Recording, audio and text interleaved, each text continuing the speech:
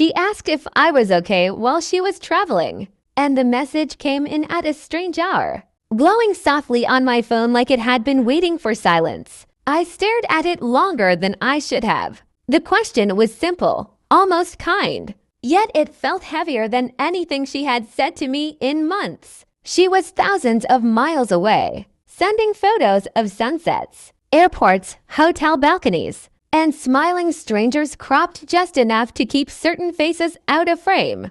Every picture told a story she wanted me to believe. I had learned how to read between those stories. I typed yes first, then I erased it. I typed I'm fine, erased that too. The truth was, I hadn't been okay for a long time, but explaining that would take more than a message, more than honesty, maybe more than she was ready to hear.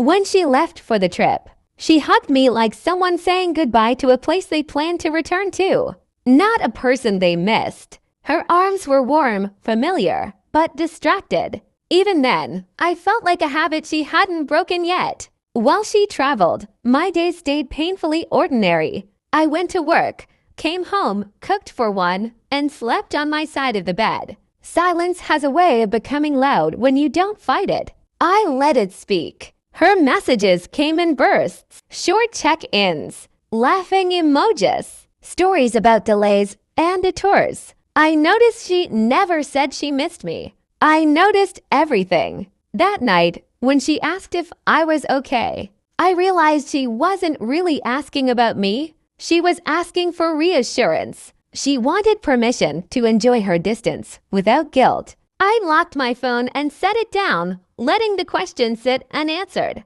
I walked to the kitchen, poured a glass of water, and stood there, thinking about all the moments I had swallowed words to keep the peace, all the times I had chosen calm over truth. I thought about the late nights she claimed were meetings, the sudden privacy around her phone, the way her laughter had changed, like it belonged to a different audience. None of it was proof on its own, but together it formed a picture I couldn't unsee. When I picked the phone back up, I didn't rush. For once, I didn't worry about timing or tone. I didn't worry about how my words might land. I typed slowly. I'm okay, I wrote, then paused. That wasn't enough. I'm okay, I continued, because I finally stopped pretending. I stared at the screen, my thumb hovering. My heart was steady in a way that surprised me. Not calm exactly, but resolved. She saw the message almost immediately. The typing bubbles appeared, then disappeared, appeared again. I imagined her sitting somewhere unfamiliar, suddenly pulled back into a life she thought she had neatly paused. I sent another message before she could reply. I know about him. The bubbles vanished. Minutes passed. Then more. The quiet felt different this time, like a door closing instead of a room emptying. I didn't feel the urge to chase the silence. I welcomed it. Finally, her response came. Just one word. What? I didn't explain. I didn't argue. I didn't list evidence or timelines. I had learned that people who are ready to lie will always find better words than the truth deserves. You don't have to admit it. I typed. I already did. To myself. Her reply took longer this time. When it came, it was paragraphs. Confusion. Denial.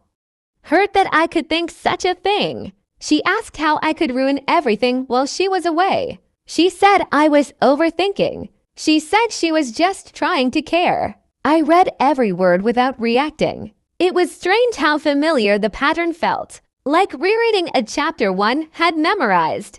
I replied with the answer that left her speechless. I'm okay because I don't need you to explain anymore. I needed you to be honest, and you weren't.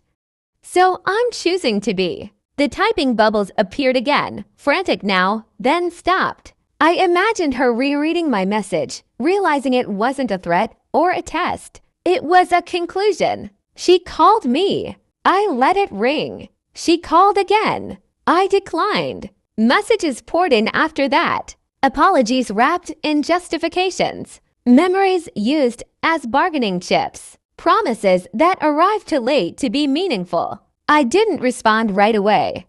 I went to bed and slept deeper than I had in weeks. In the morning, sunlight filled the room. And for the first time in a long while, it didn't feel like something I had to endure.